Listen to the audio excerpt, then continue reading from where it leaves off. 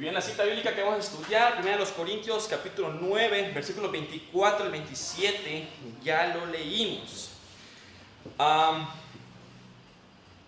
Este mensaje que tengo también es parte del campamento que tuvimos la semana pasada y por lo tanto va a ser algo corto. El título que le puse a este mensaje se llama El atleta terrenal versus el atleta espiritual. Vamos a hablar un poco, como la temática del campamento era avanzando hacia la meta, bueno, pues este versículo está muy ideal para hablar con respecto a la carrera que tenemos en nuestra vida cristiana como cristianos que somos. Bueno, eso quiero creer. Así que vamos a hablar un poco de la vida cristiana en comparación a un atleta. Vamos a orar. Gracias, Padre, porque eres bueno, te dedicamos este momento y que sea tu Santo Espíritu, Señor mío, quien abra nuestro entendimiento de modo que podamos entender, discernir y retener tu palabra y tu mensaje en nuestras mentes y corazones. Gracias porque eres bueno, porque me permites una vez más estar aquí de pie detrás de este púlpito, siendo usado por ti y que sean palabras tuyas y no palabras de hombre. Gracias te doy porque eres bueno en Cristo Jesús. Amén.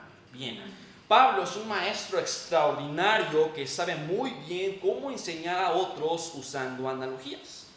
Excelentísimo maestro. Él habiendo estado en Corinto, no cabe duda que en algún momento de su estadía allí en Corinto, él fue espectador de los famosos juegos deportivos de aquella región y de aquel tiempo.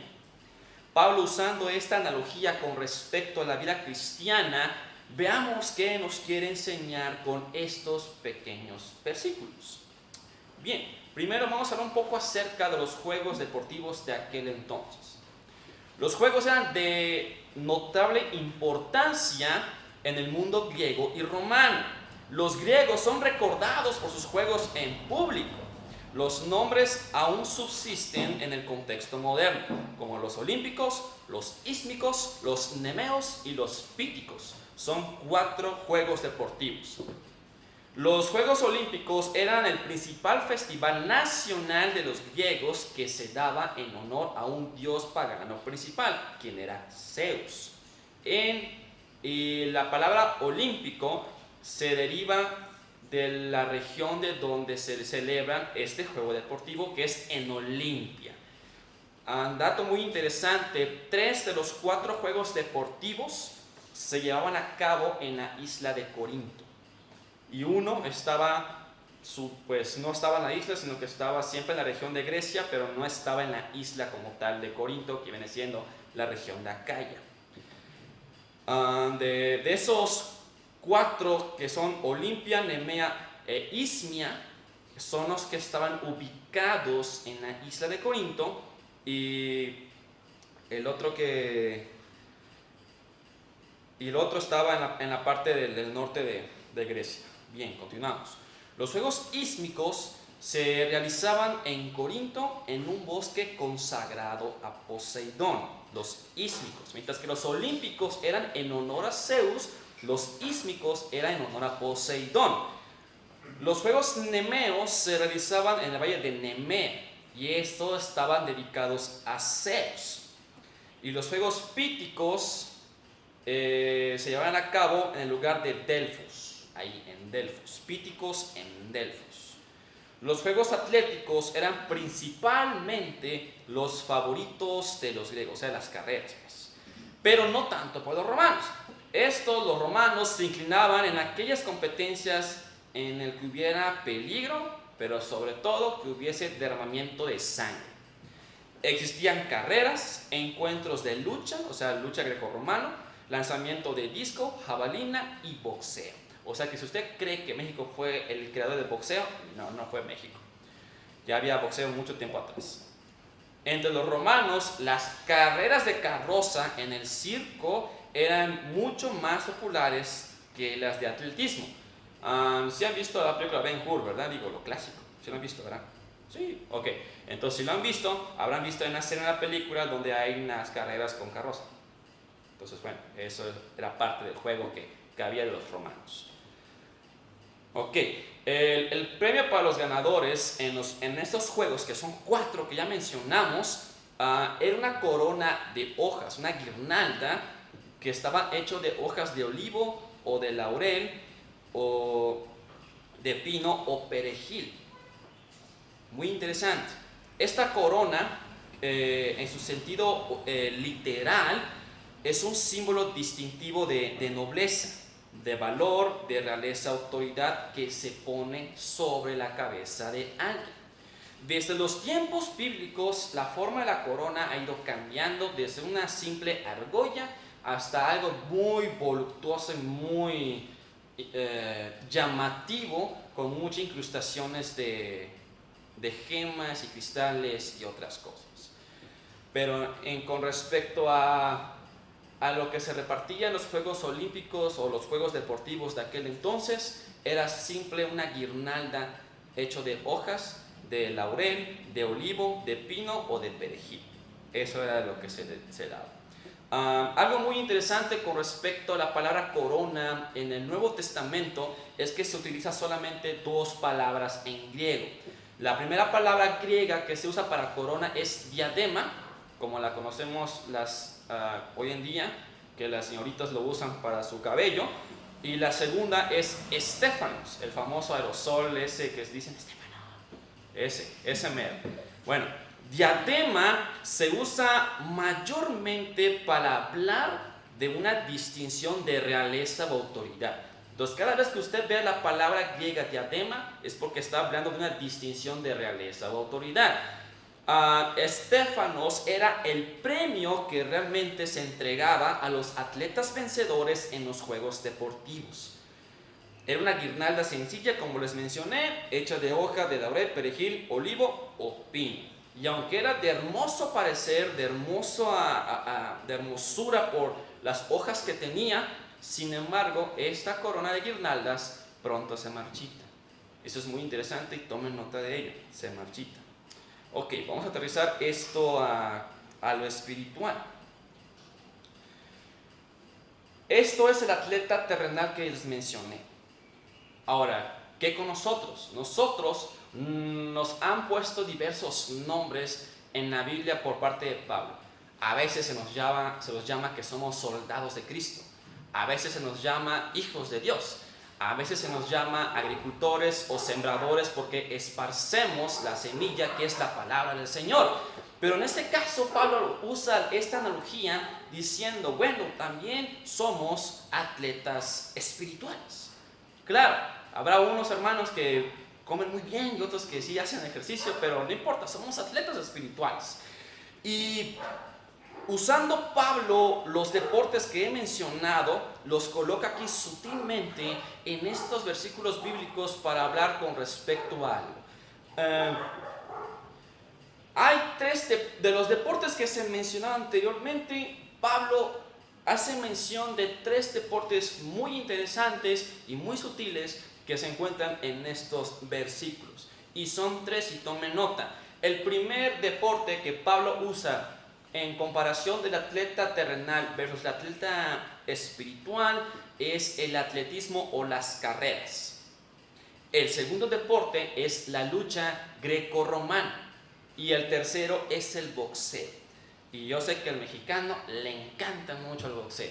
Bueno, al menos eso he visto. Cuando se pone al Canelo a pelear, todo el mundo se va a ver a ver su Canelo. Ok. Versículo 24, mis hermanos, vamos a leer. Dice, ¿no sabéis que los que corren en el estadio, todos a la verdad corren, pero uno solo se lleva el premio? Corred de tal manera que lo obtengáis. Algo muy interesante con respecto a nuestra carrera espiritual, por así llamarlo. Aunque en los juegos terrenales de la antigua Grecia y actualmente solamente uno se gana el premio, algo muy hermoso y que realmente no logro explicarme por qué, pero para el Señor todos participamos y todos ganamos. Claro, siempre y cuando estemos participando bajo las reglas que el Señor ha estipulado y no seamos descalificados. Eso es lo hermoso. Todos los cristianos ya estamos participando en estos deportes espirituales, por así llamarlo, y todos podemos aspirar a ganar. Eso es lo hermoso. Siéntase culpable si usted dijera que nunca voy a ganar. Mi hermano, ya estás participando en esta carrera y puedes tú obtener un premio. Pero no nos adelantemos. Luego voy a hablar de los premios espirituales. Pero vamos a empezar con esto de la carrera espiritual. Con respecto a un corredor que nos compara Pablo con nosotros, dice Pablo que nosotros que somos participantes de esta carrera no corremos a lo loco. No somos como los niños que cuando están jugando ellos salen disparados y ni saben a dónde van ni saben de dónde vinieron. Solamente gritan y salen corriendo escapando de no sé quién porque juegan, tú la traes o quién sabe. Pero un cristiano verdadero sabe de dónde viene y sabe a dónde va. Estoy completamente seguro que si hacemos memoria de nuestra vida pasada, ese fue ahí tu punto en el que tuviste un encuentro personal con tu Señor Jesús, con tu Salvador, con tu Redentor. Ese fue el punto en donde ya comenzaste la carrera. Ahora que estás en esta carrera, sabes a dónde vas y sabemos hacia dónde vamos. A ver, los que estuvieron en el campamento, levanten la mano.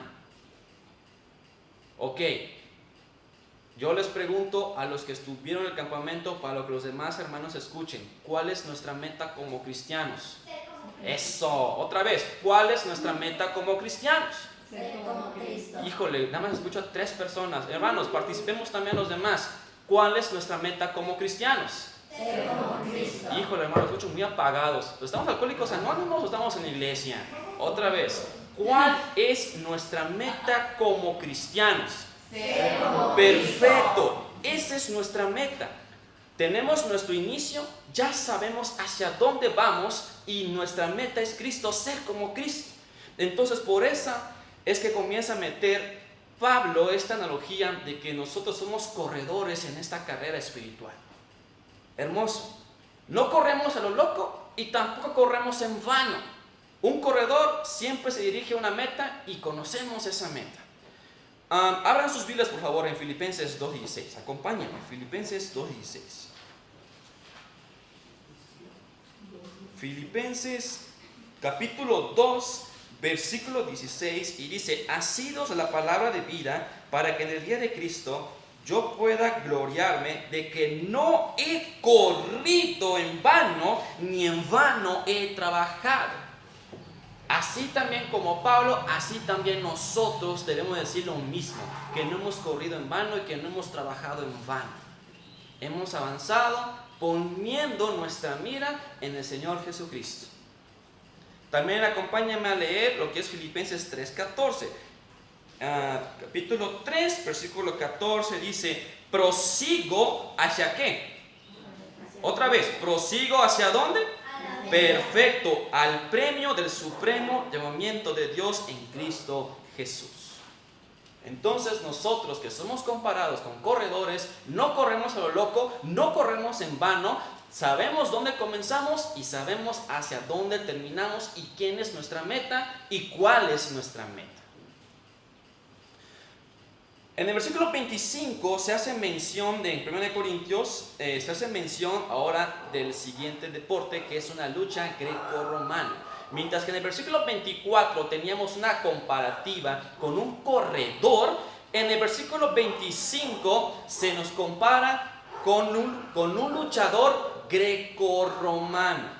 Un luchador grecorromano no es igual a un boxeador. Mientras que el boxeador solamente pelea usando brazos con unos guantes especiales para evitar daños muy severos al contrincante, la lucha grecorromana aplica llaves de sometimiento al contrincante.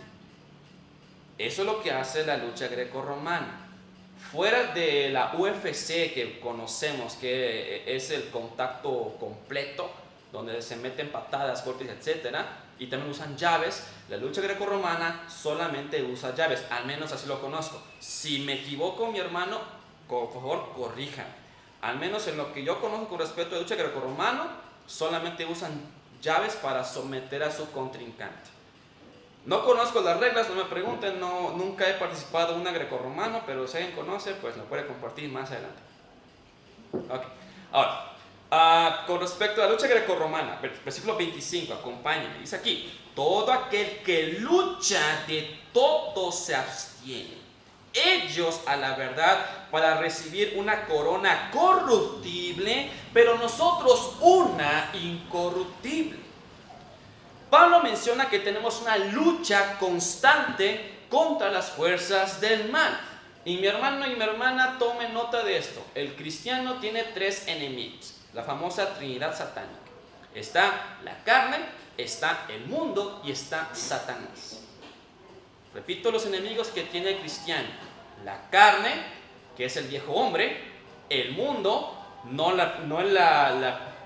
el planeta Tierra, tampoco la gente que nos rodea, sino el sistema caído y corrupto que no nos permite hacer nada bueno, que siempre están buscando hacer el pecado tras pecado. Y Satanás o Lucifer. Él es la cabecilla y la mente maestra detrás de este sistema caído. Y esas son las luchas que tenemos como cristianos. Pero nuestra principal lucha no es contra el mundo, no es contra Satanás, sino contra nuestra carne. Alguien dijo una vez que nuestro mayor contrincante es uno mismo. Uno mismo se conoce sus debilidades y uno mismo también conoce sus fortalezas. Y si uno mismo se conoce, créame que el viejo hombre va a querer seducir y va a querer provocar que usted caiga en donde usted es débil mayormente. Esa es nuestra lucha. Entonces, como lucha grecorromana, tenemos que someter a esta vieja naturaleza. Y tenemos que ponernos nosotros, nuestra nueva naturaleza, por arriba, quien esté sirviendo al Señor. Porque la vieja naturaleza no puede servir al Señor. La vieja naturaleza siempre está en contra de Dios y siempre peca. Pero la nueva naturaleza que es en Cristo Jesús, no peca. Y sirve al Señor porque es nacido del Señor. No olvide eso. El siguiente deporte, el boxeador. Eso lo podemos encontrar en el versículo 26 y 27. Acompáñenme.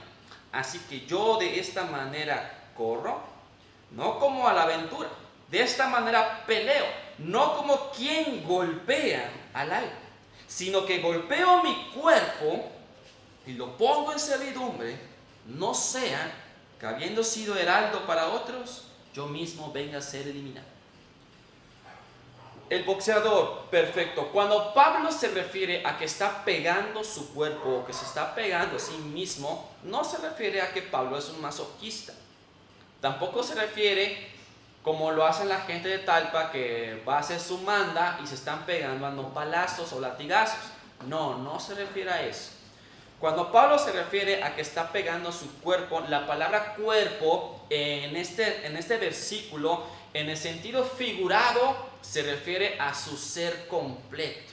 Es decir, él está sometiendo su ser completo al servicio total y completa y absoluta del Señor.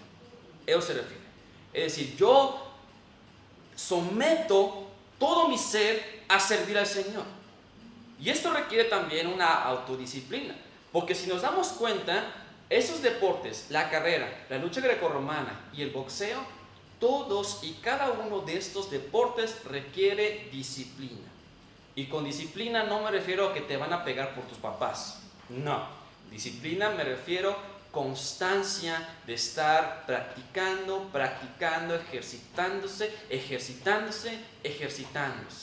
Esa es la disciplina, ser constantes. Entonces se requiere mucho esfuerzo. Pablo usa la analogía de la disciplina deportiva con la disciplina espiritual que se encuentra en el versículo 25, que dice, en la lucha, aquel que lucha de todo se abstiene. Aquel que lucha de todo se abstiene. Hay una disciplina deportiva.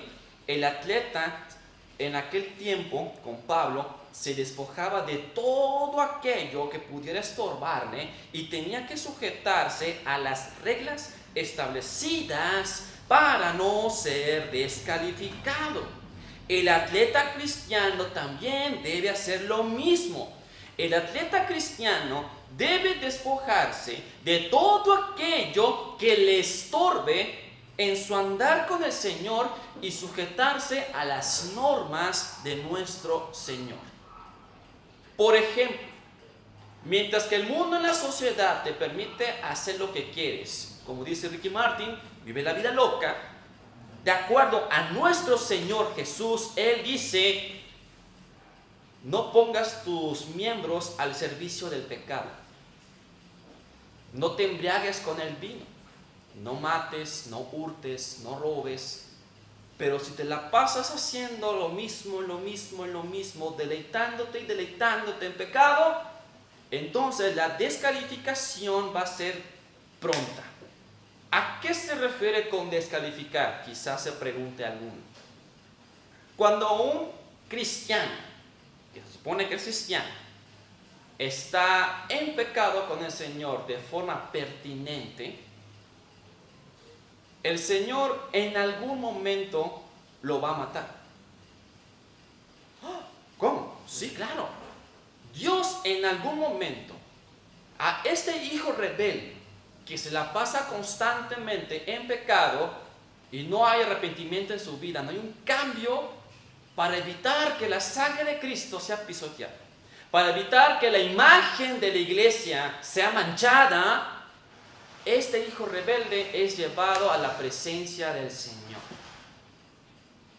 Eso significa ser descalificado. Pero la vergüenza no solamente queda en el hecho de morir. La vergüenza va mucho más allá de morir. Ahí les voy a explicar. Así como en los Juegos Olímpicos estaba lleno de espectadores gritando, aplaudiendo y diciendo, vamos, tú puedes, échale ganas, esfuérzate. De manera similar, también el atleta cristiano, nosotros, también tenemos espectadores. Ahora, aclaro, los espectadores que tenemos nosotros los cristianos, los que son verdaderos nacidos, verdaderos regenerados, los espectadores que tenemos no es la gente muerta. No es la gente que está en el cielo. No es mi papito que está en el cielo me está cuidando. Mi mami que está en el cielo me está cuidando. Ahí quién sabe quién, mi pariente que me está cuidando. No. Los muertos que ya están en el cielo no dice nada la escritura de que estos nos están viendo o nos están vigilando o están siendo espectadores de nuestra vida. No se hace mención en absoluto de lo que acabo de mencionar. Y de todas formas, como mencioné el domingo, ni que fueras tú más importante que el Señor, porque la persona que está muerta en Cristo y que se encuentra en el cielo delante de su Señor, ni que desvíe su mirada de Dios como para verte a ti.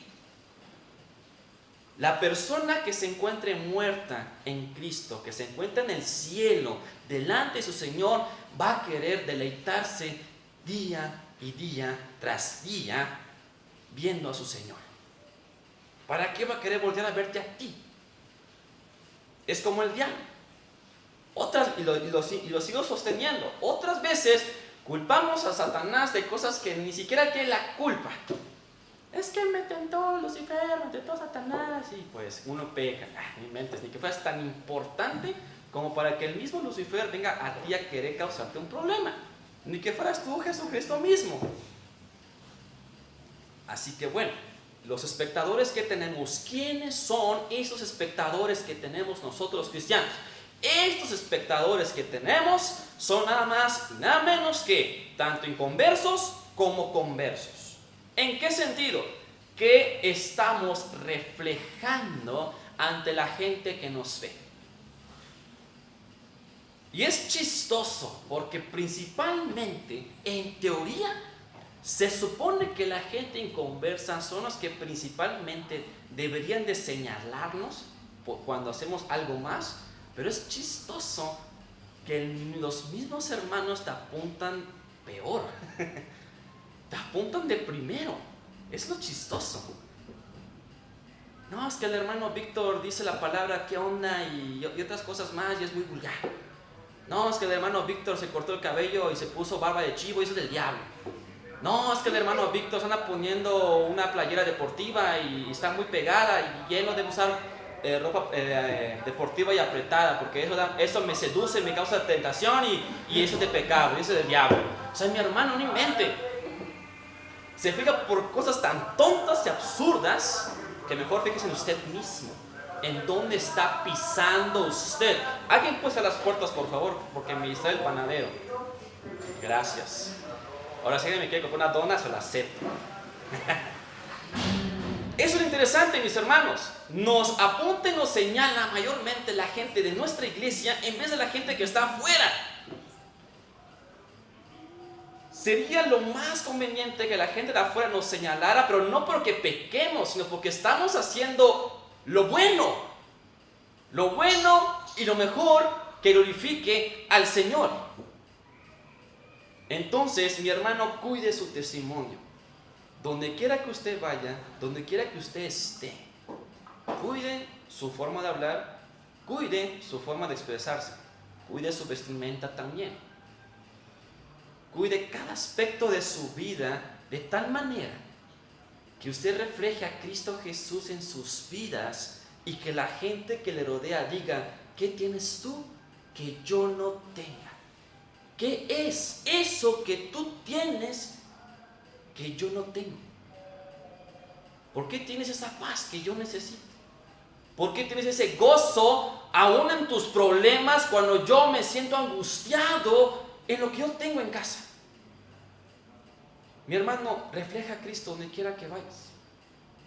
Refléjalo. Entonces ya sabemos quiénes son nuestros espectadores. Son la gente inconversa y la gente conversa. La gente inconversa debe de conocernos quiénes somos en Cristo Jesús y la gente creyente y conversa debe edificarse en Cristo Jesús. La iglesia debe edificarse por nuestro testimonio.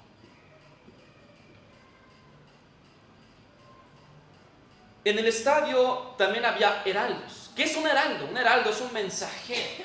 Es un mensajero que se para y dice, damas y caballeros, participantes de esta carrera, gracias por venir aquí ante nosotros a esta carrera tan importante que vamos a celebrar.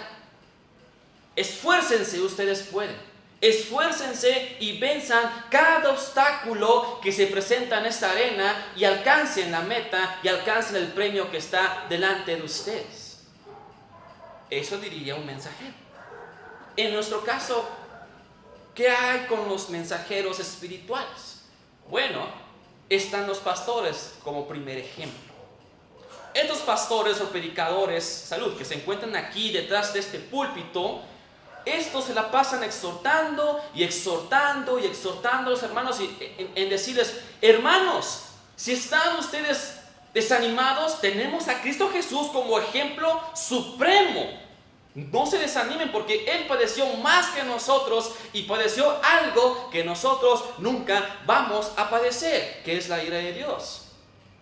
Mi hermano, alguien está enfermo, no te desanimes. Están los hermanos para cuidarte, no estás solo.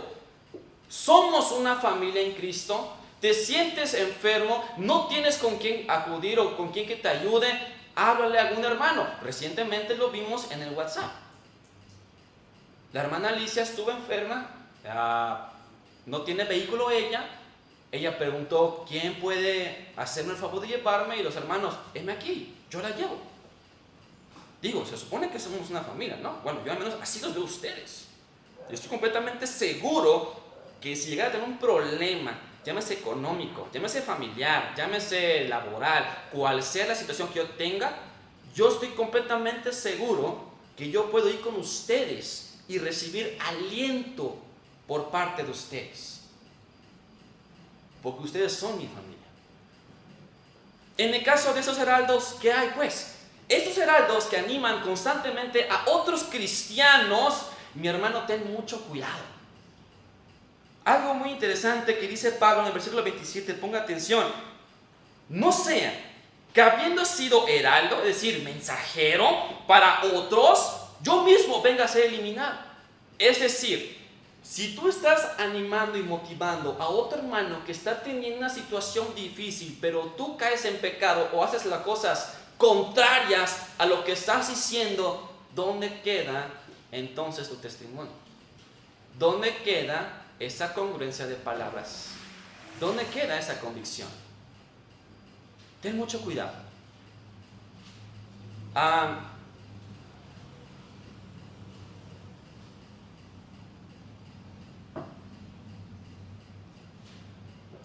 Yo en lo personal, mi hermano, a mí ya me da más miedo pararme detrás del púlpito. Ya me da más miedo. Y honestamente lo voy a decir así. Entre más evite el púlpito, para mí mejor. Y se van a preguntar, ¿pero por qué, mi hermano?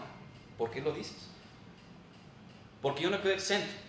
Soy un ser humano que es débil y tengo mucho temor de enseñar cosas que no son, número uno.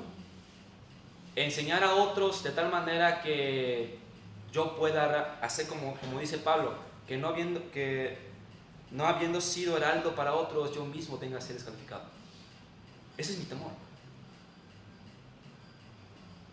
Muy personal mío. Y no es realmente pararse detrás del púlpito y decir, qué fácil es decir y hablar y compartir la palabra del Señor.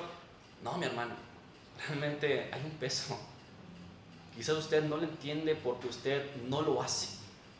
Pero aquellos que realmente lo hacen y han entendido quién es Dios y que están estudiando más y más de quién es Dios, usted podrá entenderme por qué lo digo. Pero realmente hay un peso detrás de una persona que está animando a otros. No lo tome a la ligera. Si usted anima a otros, manténgase firme. No con sus fuerzas, aférrese al Señor. Para que usted no sea descalificado.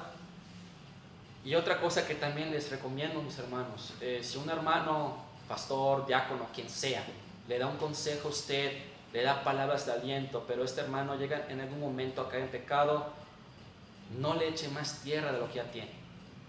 Y tampoco diga, estoy decepcionado, porque usted no debe poner su mirada en aquel hermano. Su mirada debe estar puesta en Cristo Jesús. Porque si nosotros ponemos nuestra mirada en los hombres, nos vamos a decepcionar muchas veces, incontables. Y nos vamos a cansar y vamos a decir, ya no quiero a la iglesia, llevo de gente hipócrita, llevo de gente pecadora. Pues claro que son pecadores. ¿De aquí a cuándo son ustedes perfectos? Y yo, mucho menos. No ponga su mirada en el hombre, ponga su mirada en Cristo.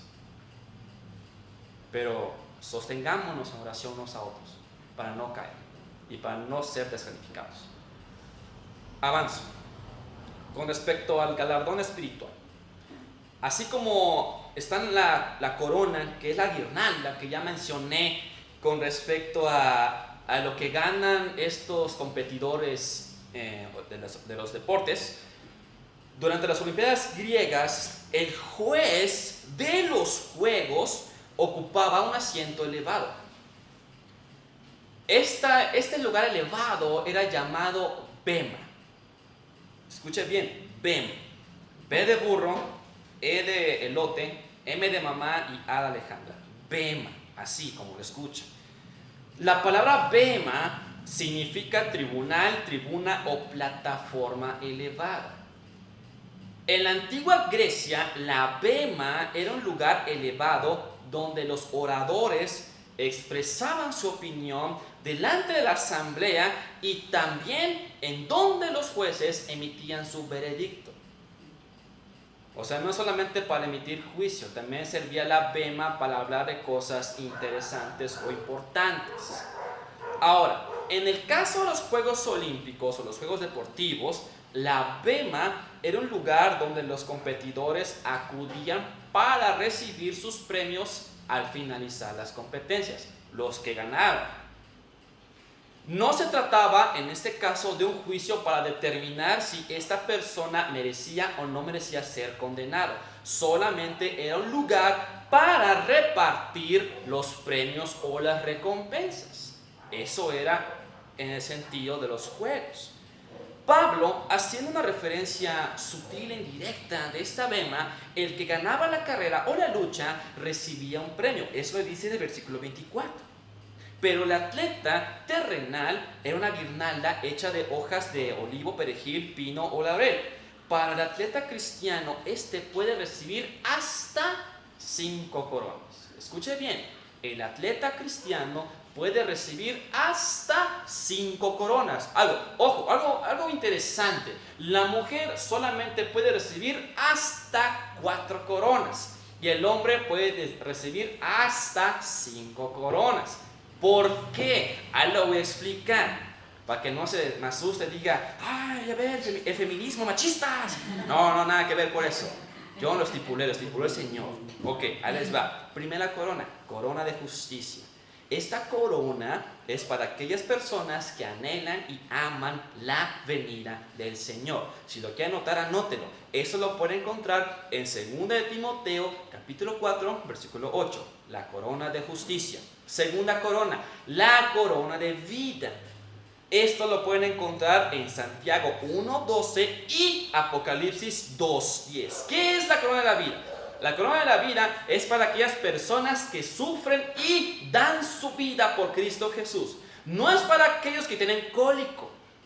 No es para aquellos que están teniendo burlas. No, es para aquellas personas que sufren y dan su vida por Cristo Jesús. Después del primer siglo, los cristianos eran víctimas ahora del Imperio Romano y cualquier persona que se decía ser cristiano era encarcelado. Y cuando eran encarcelados, estos cristianos eran puestos en un lugar llamado el circo romano. Y en este circo romano, los romanos se deleitaban, pero mayormente el emperador, porque estaban esos pobres cristianos combatiendo contra leones o contra osos. Tenían que luchar por sus vidas. ¿Quieres vivir? Niega a Cristo. Pues no. Pues bueno, te lanzamos a la arena y a ver si Dios te libra y Dios te ampara. Claro, el Señor no los libró de la lucha, pero sí libró a estos a que estuviesen ante su presencia. ¡Qué maravilla! Claro, qué maravilla en el sentido diciendo, oh, qué bueno que estás ahora delante del Señor, pero yo entiendo el sufrimiento que tuvieron de ser desgarrados por los colmillos y las garras de estos animales tan feroces. Entonces, no es para aquellos que tengan cólico. Estoy sufriendo por el Señor. Es para aquellos que sufren y dan su vida por Cristo y se mantienen firmes y fieles al Señor hasta el final de sus vidas. ¿Quiere esta corona? Pues mi hermano, vamos a orar porque hay una persecución. Así como la película que se llama ya se me olvidó, La Purga, esa. Ok. Tercera corona, la corona de gloria. Escuche bien, la corona de gloria, no de la hermana Gloria, la corona de gloria. Únicamente esta corona es al alcance, escuche bien, únicamente esta corona está al alcance de los que son verdaderos pastores. De estos verdaderos pastores. No los que se llaman apóstol Guillermo Maldonado o Cash Luna o quién sabe de esos locos inútiles. No son estos. No son los que dicen Rambo saca los pies de la rama. No, tampoco son estos. Son los que verdaderamente enseñan la palabra del Señor a la iglesia.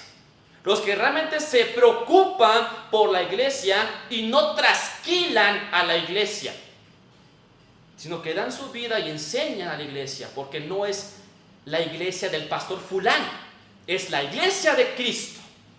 Y el pastor es el primer servidor y el que está al servicio de la iglesia y de Cristo Jesús.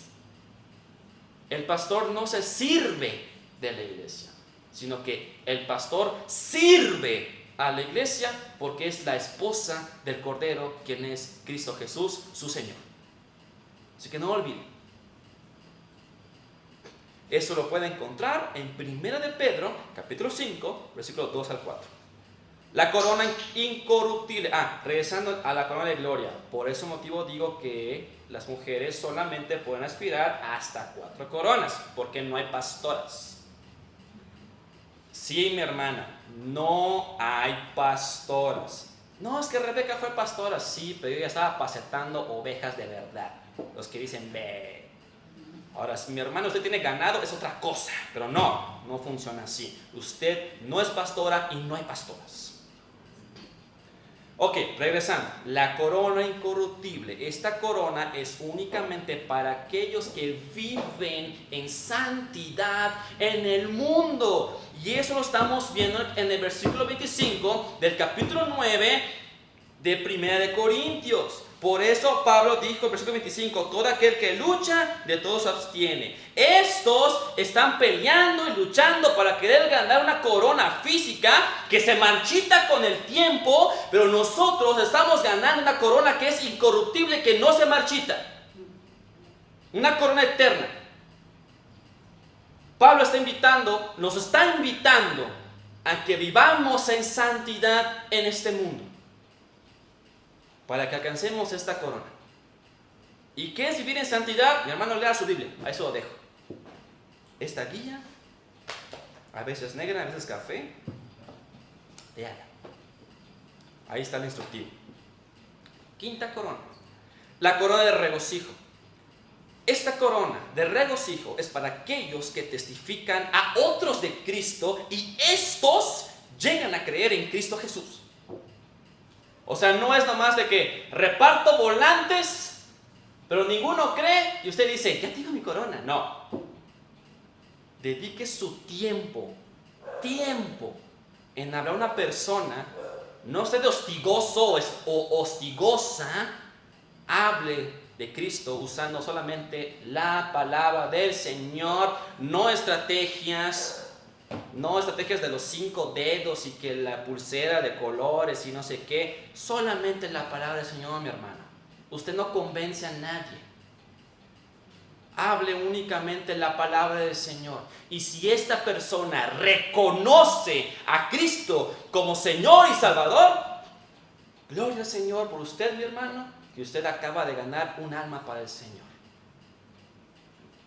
Entonces, la corona de regocijo son para estos evangelistas que realmente anuncian el evangelio y ganan a otros para Cristo. Esto lo puede encontrar en 1 de Tesalonicenses capítulo 2, versículo 19 y en Filipenses capítulo 4, versículo 1. Aunque la corona física de un atleta es de alta estima, la corona del atleta cristiano se describe como incorruptible, de acuerdo al versículo 25. Pablo espera que el creyente termine fielmente su carrera y se nos amonesta acerca del peligro de perderla, según el versículo 27. Algo que nunca debemos olvidar lo siguiente: mientras que las coronas físicas eran para gloria propia del atleta, las coronas espirituales no son para gloria nuestra. Repito, estas coronas que nosotros hemos de ganar en el futuro no son para nuestra gloria. En Apocalipsis 4:10 se dice que los 24 ancianos, que son símbolo de la representación de la iglesia total y glorificada, estos 24 ancianos arrojaban sus coronas delante del trono del Señor como tributo. Esto es, las coronas que recibamos en el tribunal de Cristo, en la bema de Cristo Jesús, no serán para gloria nuestra. Estas coronas serán para glorificar a nuestro Señor Jesucristo. Entonces, regresando a la parte de la vergüenza de ser descalificados, mi hermano, la vergüenza no queda solamente en el hecho de que moriste por continuar persistente en tu pecado. Tu vergüenza más grande será: ¿tendrás coronas delante del Señor para arrojar a sus pies? ¿Tendrás coronas, repito, para arrojar a los pies de tu Señor? Es tanto vergüenza para aquel que no hace como para aquella persona que permanece en su pecado. Porque aquel que no hace nada no se está esforzando por querer arrojarle corona delante de su Señor. Esfuérzate por lo menos tener una, por lo menos una. Pero el cristiano debe aspirar a ganar las coronas que pueda para arrojarlas como tributo delante de su Señor. Por eso digo que a mí me da mucho miedo realmente estar aquí detrás.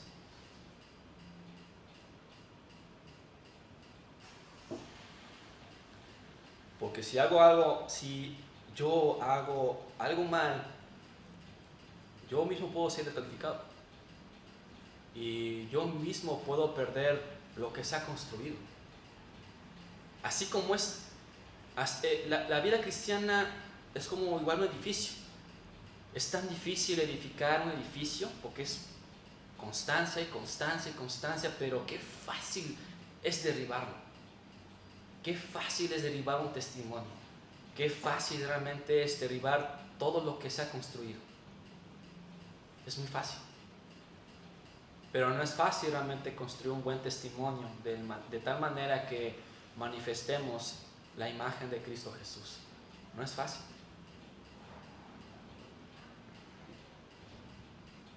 La gran diferencia que tiene un atleta terrenal y un atleta espiritual es una persona y habita en nosotros, y es el Espíritu Santo. Mientras que el atleta terrenal se esfuerza con sus propias fuerzas para ganar una corona física incorruptible, nosotros debemos ser guiados y controlados por el Espíritu Santo para ganar coronas espirituales e incorruptibles. La advertencia es: avanza sin ser descalificado. Avanza sin ser descalificado. La vergüenza del atleta cristiano no se refiere a perder coronas, sino que va mucho más allá. ¿Tendrás coronas para arrojar a los pies de tu Señor?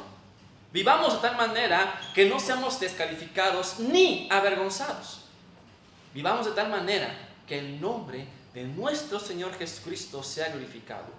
Pero por sobre todo, mis hermanos, vivamos de tal manera que cuando lleguemos a gloria tengamos coronas que arrojar a los pies de Cristo Jesús, porque solo Él y únicamente Él es el único digno de recibir la gloria. Vamos a orar. Gracias, Padre, porque eres bueno para con nosotros. Te rogamos, Padre mío, que tu Santo Espíritu guíe y dirija nuestras vidas conforme a ti te agrade y tome control de nosotros, porque nosotros no somos capaces de controlarnos. Que tu Santo Espíritu nos haga vivir en santidad, porque no podemos con nuestras propias fuerzas. Ayúdanos, Señor Santo Espíritu, que somos débiles. Pese a que somos salvos por la gracia y misericordia de Dios, el Padre, seguimos siendo débiles y dependientes de ti, y queremos seguir siendo dependientes de ti, pero fortalecidos por ti. Gracias te doy, Padre mío, por tu Santo Espíritu, y gracias por tu Hijo amado, quien nos compró, nos redimió, nos salvó, pero por sobre todo, quien también nos dio de su Santo Espíritu. En el nombre de Cristo, gracias porque eres bueno. Amén.